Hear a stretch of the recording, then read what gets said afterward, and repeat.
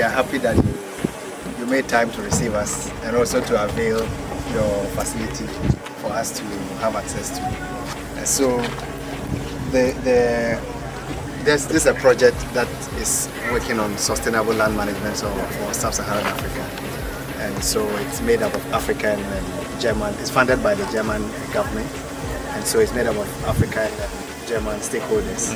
The stakeholders you see here are largely from Ghana, from Burkina Faso, from Benin, from Namibia, Senegal,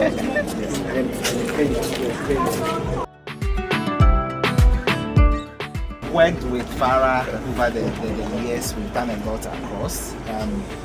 Agri-Impact Group started with ASNAP, that's Agribusiness and Sustainable Natural Campaign Products. So across Africa, we were doing this in Ghana, Senegal, South Africa, Zambia.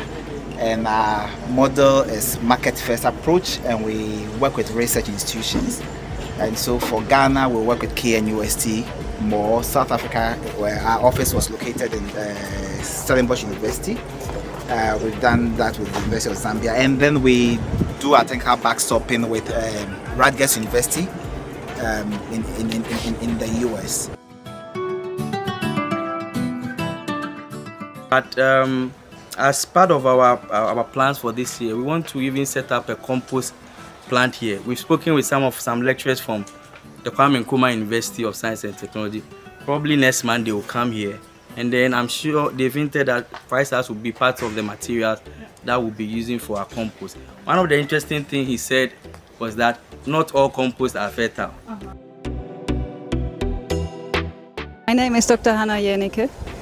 I'm with the Center for Development Research of the University of Bonn in Germany, and with the INTERFACES Project on sustainable land management in Ghana.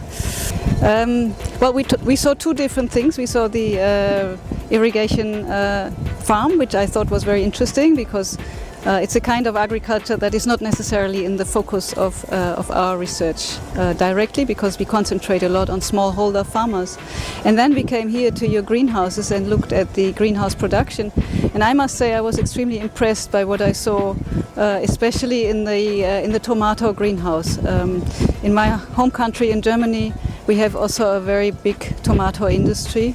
And of course we are very close to the Netherlands.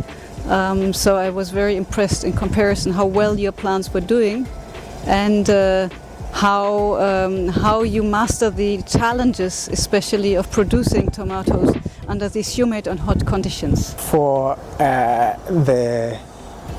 coming here, we were interested to know how, or rather I in particular, I was interested to know more about how the government and other institutions have supported young people to get these kind of greenhouses, and generally how these greenhouses work. And I find it interesting that there is a high demand for vegetables, and these greenhouses are providing reliable supply for that.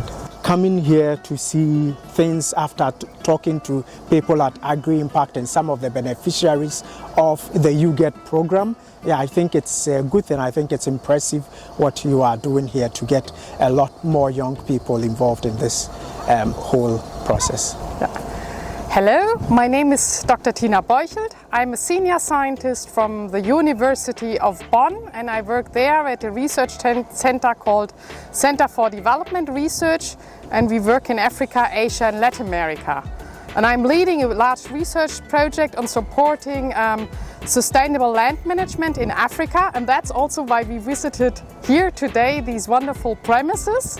We are very interested in how to get sustainable development in the agricultural sector going, and especially also how to get youth into the agricultural sector.